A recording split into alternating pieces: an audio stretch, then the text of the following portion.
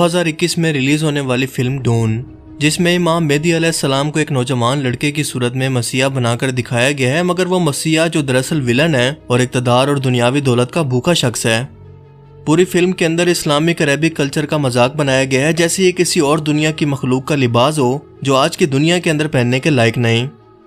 یہ فلم دراصل اڈاپٹیشن ہے 1965 کے ایک ناول سے، جس کا آتھر ہے فرینک ہاربرٹ، جو عرب کلچر سے کچھ زیادہ متاثر لگتا ہے، اتنا زیادہ کہ امام مہدی علیہ السلام کو ایک ویلن دکھا کر ایک عرب سرائی ملک پر اسے قبضہ کرتے ہوئے دکھایا جاتا ہے، اور یہاں پر اس کا نام بھی مہدی ہی رکھا گیا ہے یا سیویئر۔ پوری فلم کے اندر مرد اور عورت دونوں کے لباس اور ان کی زبان عرب کلچر کی ہے، اور پوری فلم کے اندر کئی جگہ پر اسلامی نام یا عربک ورڈ کا استعمال جگہ جگہ پر کیا گیا ہے، مثال کے طور پر جہاد، شیعی، شہادہ اور نوکر وغیرہ۔ فلم کے اندر لفظ جہاد کو ریفرنس کے طور پر صرف اس لیے استعمال کیا گیا ہے کہ مسلمان عالم دین نے یہ فتویٰ دیا ہے کہ ٹیکنالوجی یا آرٹیفیشل انٹیلیجنس انسانوں کے وجود کے لیے بہت بڑا خطرہ ہے، اسی لیے تمام انسانوں نے مل کر اسے ختم کر دیا اور اس جنگ کو جہاد کا نام دیا۔ یعنی یہ تاثر دینے کی کوشش کی کہ مسلمان قوم علم اور سائنس کے خلاف جانے والی ایک جاہل قوم ہے، جسے اس کے بزرگ یا عالم دین کنٹرول کرتے ہیں۔ ایک مسلمان ہونے کے ناطے آپ بھی جانتے ہیں کہ لفظ جہاد کا مطلب دراصل کیا ہوتا ہے، اور یہاں پر اس کا مطلب کیا پیش کیا گیا ہے۔ جبکہ امام مہدی علیہ السلام کو جس ویلن لڑکے کی صورت میں دکھایا گیا ہے، اس کے خلاف لڑنے والے لوگوں کی جنگ کو فلم میں کروسیڈ کا نام دیا گیا ہے، یعنی صلیبی جنگیں، جو کہ مسلمانوں کے خلاف عیسائی حکمران کئی سو سالوں تک نور الدین زنگی اور سلطان صلاح الدین ایوبی جیسے مرد مجاہد کے مد مقابل تاریخ میں لڑتے رہے، اور یہ عیسائیوں کے لیے مقدس ترین جنگ ہے۔ مگر یہاں لفظ جہاد کو بدلنے کا مقصد یہ تھا کہ یہ لفظ مغربی دنیا کے اندر ایک اچھا تاثر نہیں رکھتا، اسے دہشت گردی کے ساتھ جوڑا جاتا ہے، سو اگر ایسا کیا جاتا تو شاید یہ مووی چلتی ہی نہ، اور پوری دنیا کے کرسچنز کے سینٹیمنٹس یا جذبات کو ابھار کر مسلمانوں کے خلاف نفرت پیدا کر کے بزنس کمایا جانا ممکن نہیں تھا۔ اس فلم کی کہانی شروع ہوتی ہے انسانوں کے مستقبل کے 20,000 سالوں سے، جہاں پر ہم دیکھتے ہیں کہ انسان انٹر اسپیس ٹریول کے بعد کئی سیاروں پر اس طرح سے بس چکے ہیں جیسے زمین پر آباد تھے۔ ہر ایک سیارہ ایک ملک کی طرح ہے، جسے ایک ایمپرر، بادشاہ یا حکومت کنٹرول کرتی ہے، اور اس کے پاس ایک ایسی طاقتور فوج موجود ہے جس کا مقابلہ کوئی بھی نہیں کر سکتا۔ یہاں پر اریکس نام کا ایک سیارہ موجود ہے، جس کا نام دراصل لیا گیا ہے عرب ملک عراق سے، اور ریکس کا مطلب ہے ڈانس۔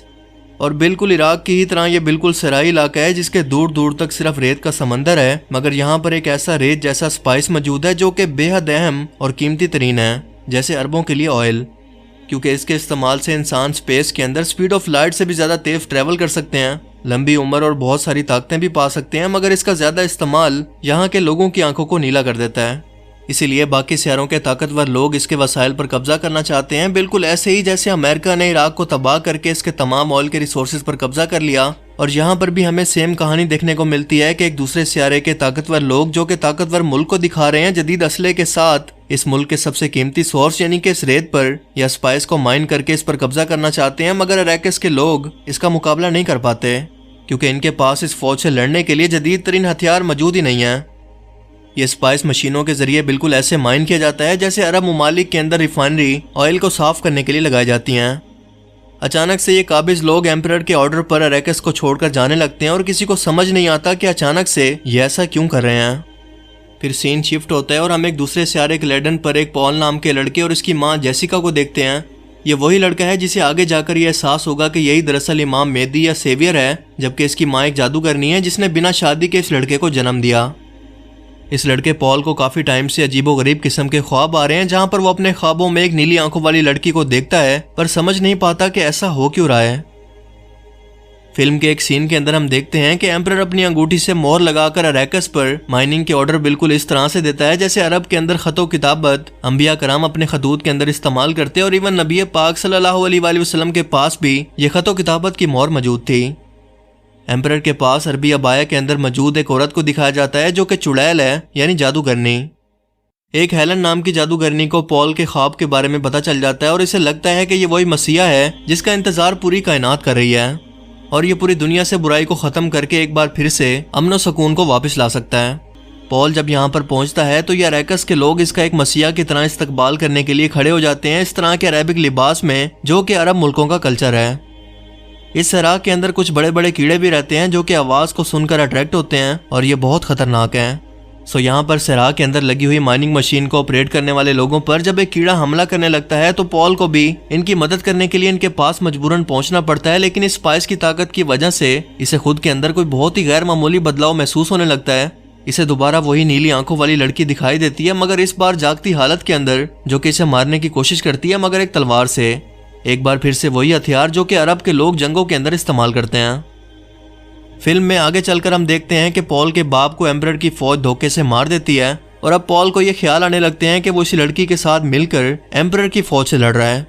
لہٰذا وہ یہاں کے مقامی فیمنس کو ساتھ ملا کر اس جنگ کی تیاری شروع کرتا ہے، اور اس کے پاس ایسی غیر معمولی طاقتیں موجود ہیں کہ یہاں کے لوگ بھی اس پر یقین کرنے لگتے ہیں کہ یہی دراصل اصل مسیح ہے جو کہ ہمیں ہر طرح کی مصیبتوں اور فتنے اور فساد سے نجات دلوائے گا، کیونکہ یہ کسی سپر ہیرو کی طرح آنکھوں سے روشنی کو نکال کر اپنے دشمنوں کو تباہ کر سکتا ہے، صحرا کے اندر رہتے ہوئے کچھ پڑھ کر پانی کو نکال سکتا ہے، لوگوں کے دماغ کو کنٹرول کر کے انہیں آپس کے اندر لڑوا سکتا ہے۔ ہم دیکھتے ہیں کہ اسے جنگ پر جانے سے پہلے ایک ہولی واٹر کو پینا پڑتا ہے جو کہ اس دنیا کی جسمانی پابندیوں سے اسے آزاد کر کے ایک روحانی جسم کے اندر بدل دیتا ہے۔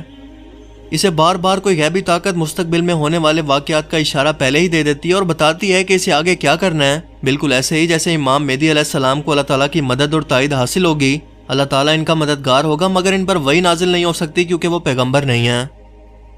مگر اس فلم کے اندر انہیں ایک ایسے ولن کے طور پر دکھایا گیا ہے جو کہ حکومت وقت کے خلاف اپنی فوج کو تیار کر کے بغاوت کرتا ہے، لوگوں کا قتل عام کرتا ہے اور امن نہیں بلکہ جنگ چاہتا ہے، اور اسی کے ذریعے اقتدار کا خواہش مند ہے، جبکہ امام مہدی علیہ السلام ایسی تمام دنیاوی خواہشات سے پاک ہوں گے اور اللہ کے حکم سے قانون نافذ کرنے والے ہوں گے، اسلامی قانون نافذ کرنے والے بنا کسی لالچ اور خود کے مفاد کے۔